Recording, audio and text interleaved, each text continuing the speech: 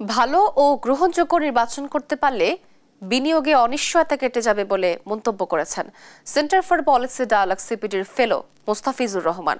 শনিবার সকালে debate for ডেমোক্রেসির আয়োজনে এলডিসি গ্রাজুয়েশনের চ্যালেঞ্জ মোকাবেলায় বাংলাদেশের সক্ষমতা শীর্ষক ছায়া সংসদে এসব কথা বলেন তিনি। বলেন, এলডিসি উত্তরণের পরে ব্যবসায়ীদের বিভিন্ন চ্যালেঞ্জ মোকাবেলা করতে হবে।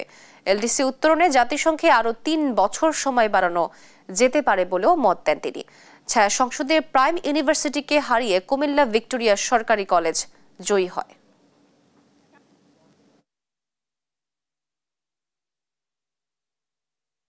এখন বড় একটা সমস্যা আমাদের হলো বিনিয়োগ আমাদের একবার স্থবির। আমাদের জিডিপির 23-24% এটা স্থবির হয়ে আছে। এই বিনিয়োগকে চাঙ্গা করতে গেলে আমার মনে হয় যে একটা নিশ্চিত অবস্থান বিনিয়োগকারীরা চাইবেন, তারা কিন্তু বসে আছেন। সুতরাং একটা ভালো নির্বাচন যদি করতে পারি আমার মনে হয় যে এই অনিশ্চয়তা কাটবে। বিনিয়োগকারী বিনিয়োগ করেন হলো 20-25 বছর চিন্তা করে, উনি অনিশ্চয়তার একটা অবস্থানের মধ্য থেকে কি বিনিয়োগ করবেন?